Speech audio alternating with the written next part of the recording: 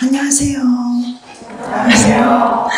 만나서 반갑습니다. 여러분들과 식품위생을 같이 진행해 나갈 김지영입니다. 제가 이제 목소리가 좀 쉰 목소리가 나죠. 그래서 한동안 내 목소리가 이렇게 목소리가 좀 쉬어서 나올 것 같아서 미리 여러분들에게 양해를 좀 구할게요. 자, 그래서 우리가 이제 식품위생 같은 경우는 이론을 지나서 그 다음에 이제 단원별 문제풀이를 지나서 이제 모의고사형 문제로 들어왔는데요. 우리가 단원별 같은 경우에는 이제 새로운 내용을 공부하는 그런 건 아니었지만 이전에 있던 우리 이론에서 했던 내용들이라든지 아니면은 이제 여러분들이 그 이론에서 했던 내용들을 복습을 하고 그다음에 적용을 하는 그런 형태의 문제풀이였다면 모의고사형 같은 경우에는 이제 여러분들이 직접 풀어보면서 실제 우리가 시험 문제에 그 나오는 형태로 이렇게 주어진 거다 보니까 또 용도가 좀 다르다라고 생각하시면 될 것 같아요. 자, 그래서 우리가 이 모의고사형 같은 경우에도 마찬가지로 예습이 되게 중요합니다. 그래서 우리가 보통 일주일에 3회씩 쭉 이제 나갈 거예요. 그래서 첫째 주하고 둘째 주 같은 경우에는 3회차씩, 그 다음에 이제 3, 4주 들어가면 조금 여유가 생겨요. 그래가지고 3, 4주 차에서는 4회씩 가게 되는데요. 그래서 그때부터는 이제 3주차부터는 이제 여러분들이 근데 3주차부터 4회를 한다고 해서 4회차까지 다 풀어보실 필요는 없어요. 3회차씩 풀어주시면 풀어서 가져오시면 되고요. 그 다음 이제 3회차부터 이제 뭘 할 거냐면은 미리 이제 하나씩 추가 모의고사를 나눠드릴 겁니다. 이제 여러분들이 정말 시험 보는 것처럼 시험을 보고 그 다음에 수업을 이제 4회차를 시행을 하는 거죠. 항상 여러분들은 3회차씩 끊어가지고 미리 문제를 풀어오시면 될 것 같아요. 자, 그래서 우리가 이제 이게 예습만큼도 이제 복습도 중요해요. 그래서 여러분들이 이게 전체를 다 공부하시잖아요. 전체를 지금 이제 다 공부를 하셨는데 그래도 우리가 공부를 했더라도 부족한 부분이 있을 거예요. 그렇죠? 자, 그래서 우리 모의고사를 통해서 여러분들이 부족한 부분을 채워 넣으시면 되고요. 그 부족한 부분은 여러분들이 거기다 이제 플러스해서 공부해 두시면 됩니다. 자, 그럼 이제 오늘 미리 다 풀어오셨죠? 3회차 정도까지. 자, 근데 3회차까지 안 풀어오셨다고 걱정할 필요 없죠. 왜냐면 쉬는 시간에 풀면 돼요. 그렇죠?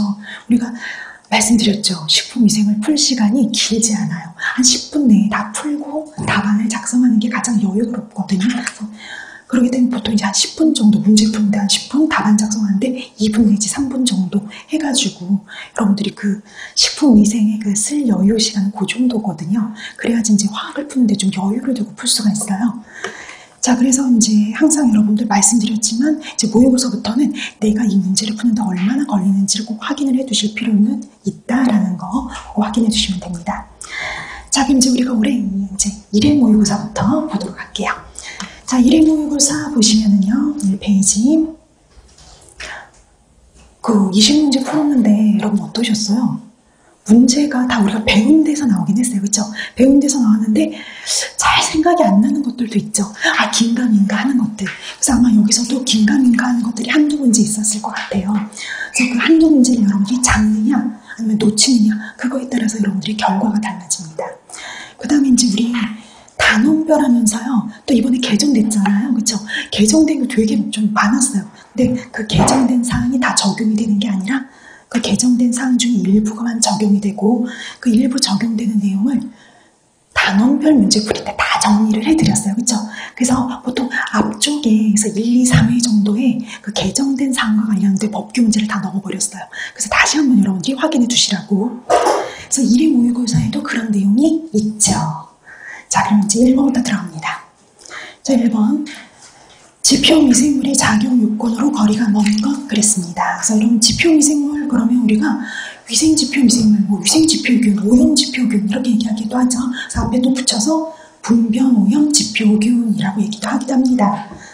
그럼 이런 분변오염지표균의 작용 요건으로 거리가 먼 것 찾아라 그랬죠. 자, 그럼 이 중에서 틀린 거 몇 번이냐 봐야죠. 자, 이 중에서 작용 요건으로 거리가 먼 것은 1번 분변 및 병원균들과의 공존 또는 관련성. 그 다음에 2번 병원균과 유사한 안전성, 그러니까 저항성, 그러니까 병원균과 유사하게 안정성이 보장돼야 돼요. 그러니까 똑같이 유사하게 생존력이 비슷해야 돼요. 모두 이렇게 반응들이 좀 비슷해야 된다라고 생각하시면 됩니다. 그 다음에 분석 대상 시외의 자연적인 오염균. 여러분 자연적으로 오염이 되는 오염되는 균들은 지표 미생물로 사용할 수가 없죠. 그러니까 얘가 분변에서 유리한 것이 확실한 것들이 좋아요. 그렇죠? 그래서 우리가 왜 장관 내에 다수 존재할 것, 분변 중에 다수 존재할 것이라고 했었죠. 그래서 자연적인 오염균은 아닙니다. 그 다음에 분석 시 증식 및 구별의 용이성. 그렇죠? 우리가 얘네들을 구별할 수 있어야 돼요. 자, 그래서 이 중에서 거리가 먼 것은 3번이 되죠. 그래서 오늘 나눠드렸던 그 수업 참고 자료 프린트 1페이지 보세요. 거기 보면 이렇게 되어 있죠. 첫 번째 보세요. 장관 내에 분변 중에 많은 수가 존재하고요. 분변에 의한 오염을 쉽게 검출할 수 있어야 돼요. 그게 아까 얘기했던 3번의 예용이죠. 그래서 얘는 자연에서 유래된 균이 아니라 분변에 의한 오염을 쉽게 검출할 수 있는 균이어야 됩니다. 그 다음에 여러분 아까 그 얘기 했었죠. 병원군과 유사한 안정성, 병원성 미생물과 거의 유사한 기간 동안 살아남아 있어야 돼요. 생존력이 유사해야 돼요. 먼저 절대 상혈해서는 안 되죠. 그 다음에 우리 또 보세요. 3번 보세요. 소화관 이해 환경 밖에서는요, 외부에서는요 증식하지 않아야 됩니다. 그러니까 증식과 관련된 아까 4번 있었죠. 증식 및 구별의 용이성. 그래서 이 같은 경우에는 배설된 후에, 그러니까 체외로 배설된 후에는요 증식하지 않아야 돼요. 그리고 검사 방법이 어떤 게 좋아요? 간단한 게 좋습니다. 자, 그래서 여러분들 그 위생지표균, 오염지표균이 갖춰야 되는 조건 다시 한번 확인해 두시면 좋을 것 같아요. 자, 1번의 답 3번이었고요. 그 다음에 2번 보실까요? 요거 법규 바뀌었죠. 그래서 그때 우리 그 단원별 문제풀이 마지막에, 그쵸? 마지막 시간에 요거 바뀐 내용 한번 정리해 드렸었어요. 식품위생법에 따라 집단급식소의 설치 운영자가 집단급식소 시설의 유지 관리 등 급식을 위생적으로 관리하기 위해 지켜야 될 사항으로 옳은 것 그랬습니다. 자, 그래서 이 중에 옳은 것을 찾아라 라고 했는데 이게 이제 개정이 되는 사항인데요. 집단급식소의 설치 운영자가 이렇게 그 급식을 위생적으로 관리하기 위해서 지켜야 될 사항이 원래 5가지밖에 없었어요.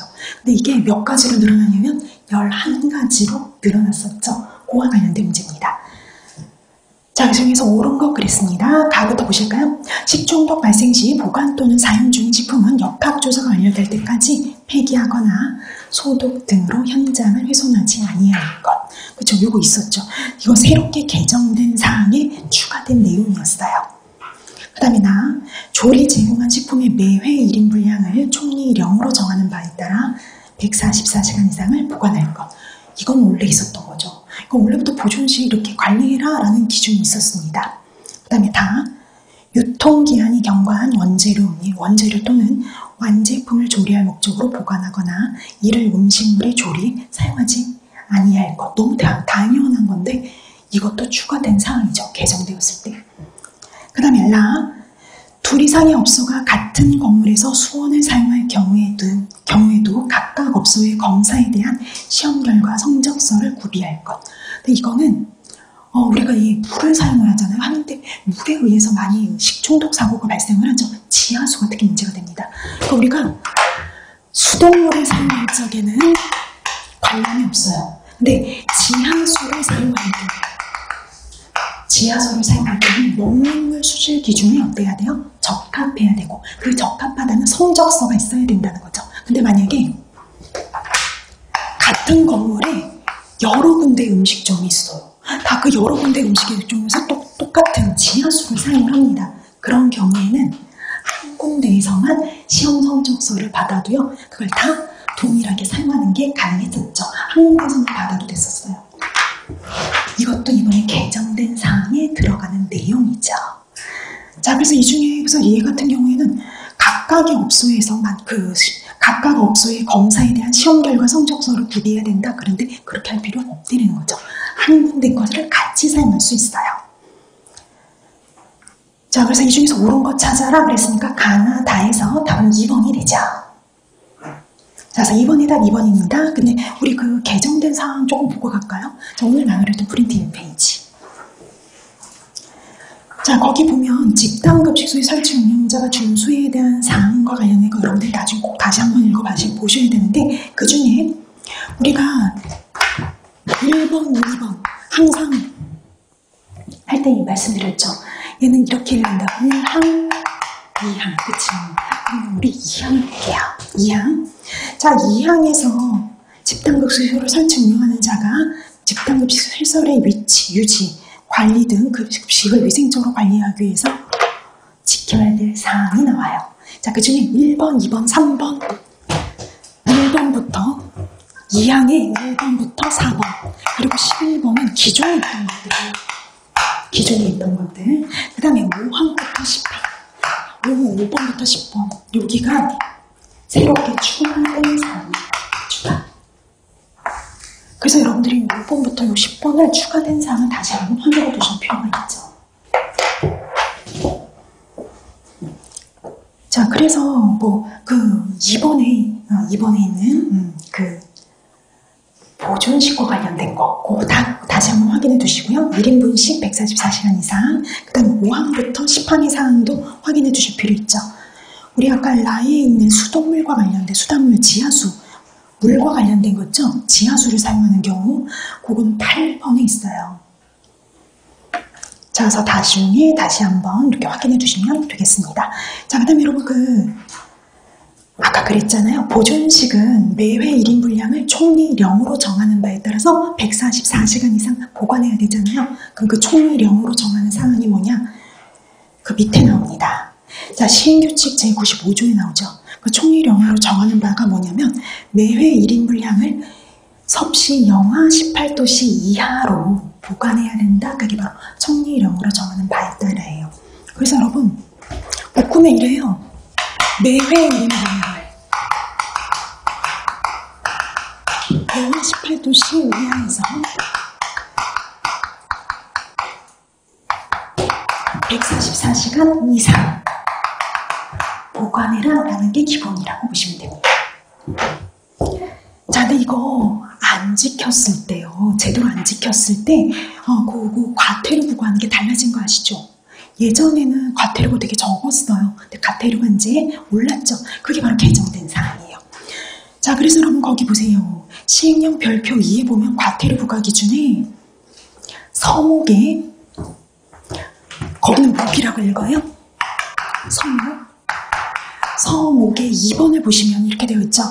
1인 분량을 총리령으로 정하는 바에 따라서 144시간 이상 보관하지 않을 경우 1차 위반 시 얼마로 바뀌었어요? 300으로요.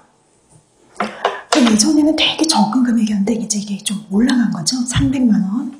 2차 위반 시 400, 그 다음 3차 위반 시 500.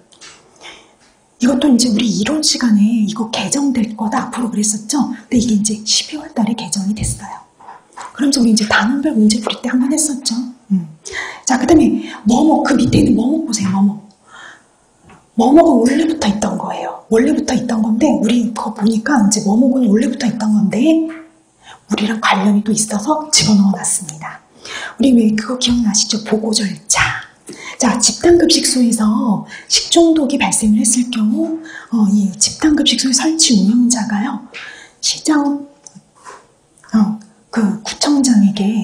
시장군수구청장에게 즉시 지체 없이 보고하도록 되어 있죠. 근데 지체 없이 보고하지 않았을 때 1차 위반 시 300이에요. 2차 위반 시 400, 그 다음에 3차 위반 시 500입니다. 그러니까 이거 원래부터 있던 건데 안 해드렸더라고요. 그래서 이것도 같이 한번 봐두시면 좋을 것 같아서 넣어놨습니다. 자, 그래서 이렇게 지체 없이 보고해야 되는데 그 보고를 제대로 안 했다. 그러면 이거 원래부터 있던 건데 300이에요. 그래서 이번에 왜 그 사건 기억나시죠? 안산업 그 유치원 사건, 그것 때문에 서목의 2번이 바뀌었다라고 보시면 됩니다. 자, 그래서 여러분들이 그 내용들 다시 한번 숙지해 두시면 좋을 것 같아요. 자, 그 다음에 이제 우리 돌아가서 3번 다시 봅니다. 자, 3번. 1956년 일본의 비료 공장에서 배출된 증금속으로 인해 발생한 중독 현상과 원인이 되는 중금속의 연결이 옳은 것 그랬습니다. 그럼 일본에서 있었던 대표적인 사건 기억나시나요?